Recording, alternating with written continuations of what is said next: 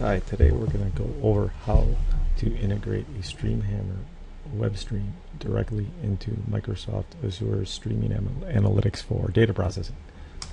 So, first thing we'll show you is that we set up a data contract and a data transformation for our current data stream through StreamHammer. So we'll take a look at that now. So inside the data transformation page, we can see that we selected our configuration contract, and we've already set up a mapping for this specific data contract. And this data contract has 3 fields: field 1, field 2, and field 3. Field 1 is mapped to the first 10 characters of the file. Field 2 is mapped to the next 5, and field 3 mapped to field 17.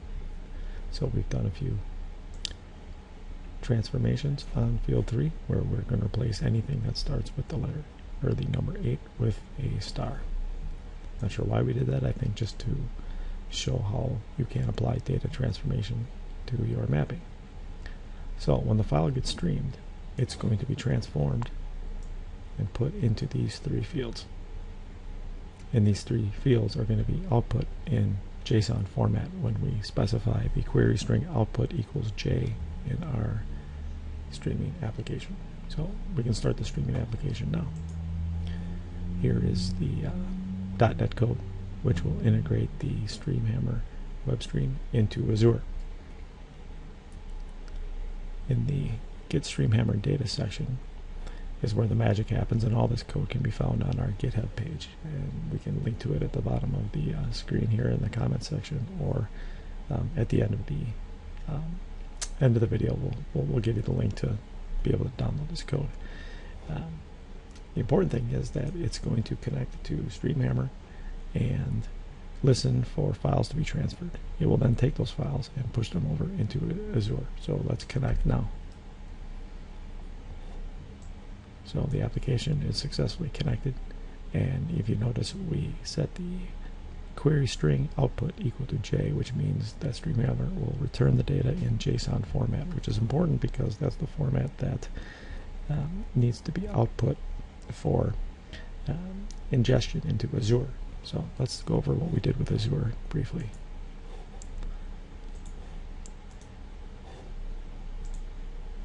So inside of Azure, we set up a few things. The first thing that we set up was a service bus, and we created a StreamHammer event service bus and added an event hub called the StreamHammer Event Hub. Now what happens is all the data that gets streamed in from StreamHammer will get pushed into this event hub, and what Azure does, it reads this event hub in real time and then sends the data therein to a processing queue, which we put inside of our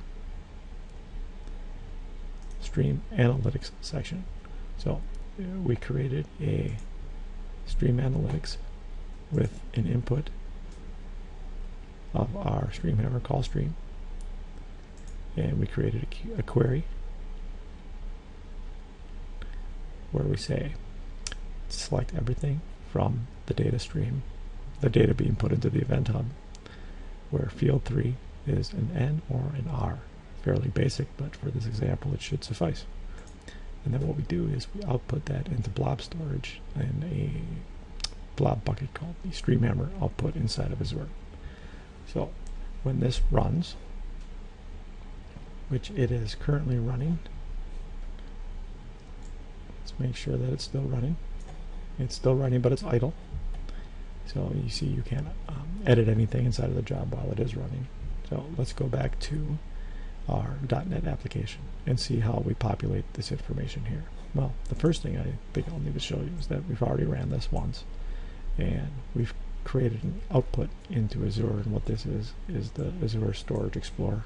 It goes in and lets you extract the data that's being stored into the blobs that we're putting into, and the content is inside text, and here it is. So as you can see, the first time we ran it, we captured the 2 things that we're looking for, either an R or an N.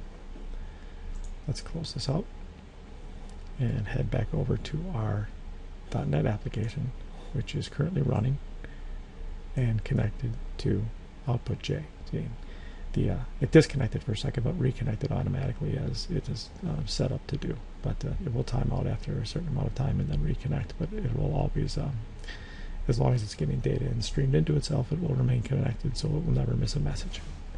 So now what we're going to do is we're going to drop a file into the directory that StreamHammer is looking to stream data from. So let's take this file and move it over, and we'll see up here in this window that the data is being streamed in. And here it comes. So these are all the fields that came in JSON format that got streamed in and then pushed over into the Azure event queue.